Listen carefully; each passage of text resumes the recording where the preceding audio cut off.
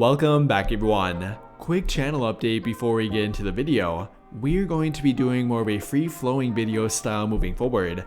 I'll be keeping the same visual format with numbers, NBA footage, and occasional breakdown of plays, but more of a podcast style moving forward for the audio. And if you've been watching the channel for a while now, then you're likely familiar with Chase, the other owner of this channel. Or if you've never watched one of our videos before, then I hope you enjoy it, and be sure to stick around if you want more NBA content. Alright though, time to finally talk about the Sacramento Kings. I've really been wanting to do it for a while now, and I know I'm a bit late to the party, but you really can't ignore them after they clinch a top 3 seed. And not only that, but they have the #1 offensive rating in the entire league, and actually in NBA history. They have great momentum going into the playoffs, and I feel like everyone is finally giving them the credit they deserve.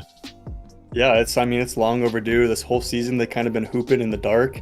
It's the Kings. They don't get a lot of attention typically, but yeah, it's about time they give them a little attention. They got the 3rd seed. They definitely won't drop to the 4th seed, I don't think.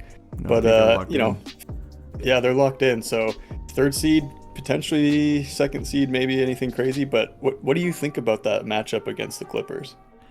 I think it will likely change with.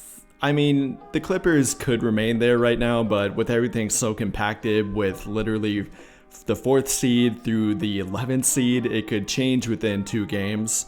I think the Clippers will probably move down 1.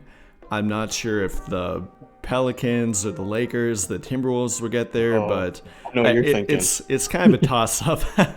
I would like the Lakers to get there, but yeah. I don't know if they'll get quite that high. And in terms of what the Kings would want, I'm really not sure. They'd probably want to match up with the Timberwolves. I feel like they could kind of take advantage of them on defense with how creative their offense is, and they can kind of, everyone talks about pulling Rudy Gobert away from the rim and how he can't defend the perimeter come playoff time. Mm-hmm. I think they could probably take advantage of that, and of course with Karl Anthony Towns out there too. He's not great at defending the perimeter either. I think that would probably be their ideal matchup. Again, I'm not sure the Timberwolves will get that high to where that could actually happen, but if I were them, I would probably be rooting to play the Timberwolves and not the Lakers, or probably not the Clippers either. Yeah, and probably not even New Orleans. They're also they're hot right now. They could match up a lot better. It's like you said with the Timberwolves, coming from a Timberwolves fan, that transition defense, the Kings are going to kill them on that, especially if Gobert's on the floor and Cat's on the floor. It's not going to be good. So, yeah, I don't want to see that matchup, but for a Kings fan, yeah, I think that's the matchup you want to see.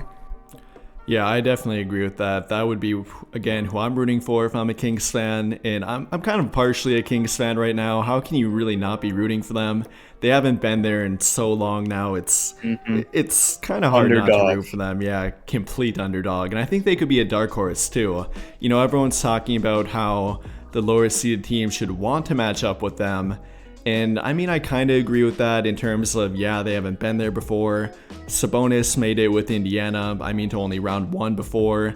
And then Harrison Barnes made it with the Warriors back in the day. But other than that, their team is pretty much completely new to the whole playoff thing. And that could definitely give their opponent an advantage, especially for a really playoff hardened team like Lakers with Anthony Davis, LeBron obviously. I definitely get that argument, but at the same time, the Kings will have home court advantage and they have a great crowd and light the beam baby, but if they go up 2-0 on you, I don't know, that's going to be hard to come back from. Yeah, their crowd in just the last few games that I've watched, their crowd is just electric. I can't even believe it. It reminds me of back in the day, Russell Westbrook, James Harden, and KD, Oklahoma City, over at Chesapeake Arena. Just everyone's screaming. The crowd is electric. The vibes are good. I don't see. Sorry to say this, but even against LA or the Lakers in general, I don't know, man. I think the Kings would take that.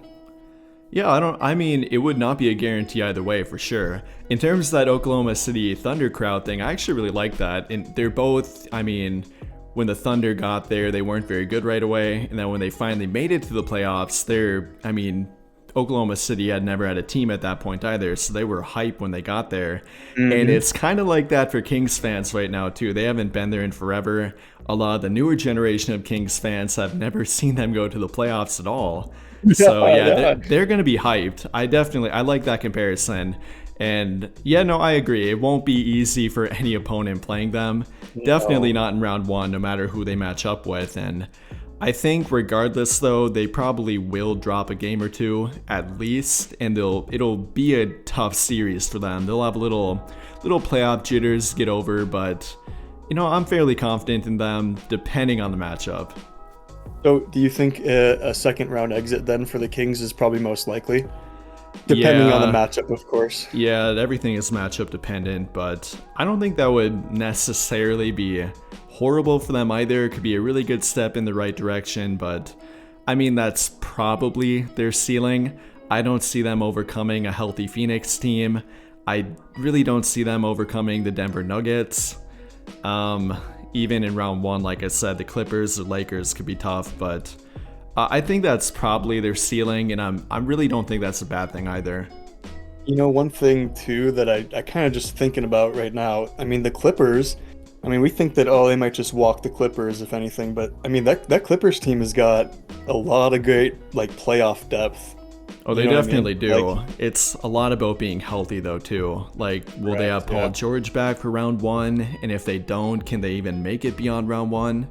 I mean, Kawhi Leonard's doing great right now, but health is everything. I guess my thoughts, I think the Kings definitely they're going to put up a good fight. They're going to be fun to watch. I don't plan on watching every single playoff series, but I think the Kings games I might watch every one that I can. Yeah. And I just think that I hope to see them get past the first round. I think that they can with how hot everyone is right now, their confidence at home, the home court advantage. But yeah, I think probably a second round exit's going to be, but you never know. I'm rooting for them all the way, of course. Yeah, definitely. You really never know. I mean, 7-game series, it's not like March Madness where one game you can upset everyone and, move on, but it'll be tough for them. But I think two things are really gonna really be important for them to overcome there.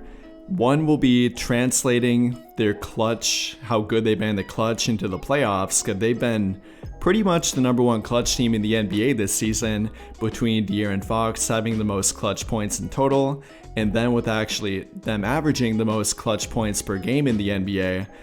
I mean, it'll be a lot harder to translate that to the playoffs with more pressure and, I mean, the atmosphere being different, the game slowing down. That will be one thing. And then the other thing will be their depth. I don't think they have bad depth, but I mean, they can't rely on Sabonis and Fox to do everything. Harrison Barnes, Keegan Murray, Malik Monk, Kevin Huerter, how are they going to contribute come playoff time? They really haven't been there before. I mean, Harrison Barnes has, but Keegan Murray's a rookie. Malik Monk has very little playoff experience, if any. I can't remember off the top of my head. And then Kevin Huerter, he did play with Atlanta, so he's got a little bit, but that will be another X factor for them too.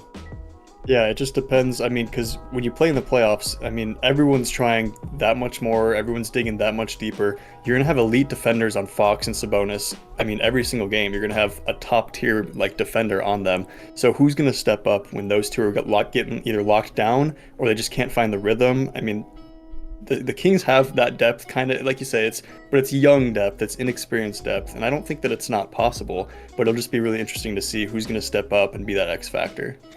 Yeah, for sure.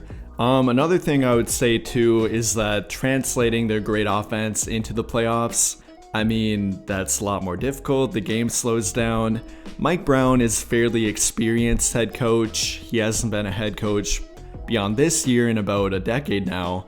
But I think it will be interesting to watch how he adjusts their team to the playoff format and if he can translate their great offense into the playoffs actually too.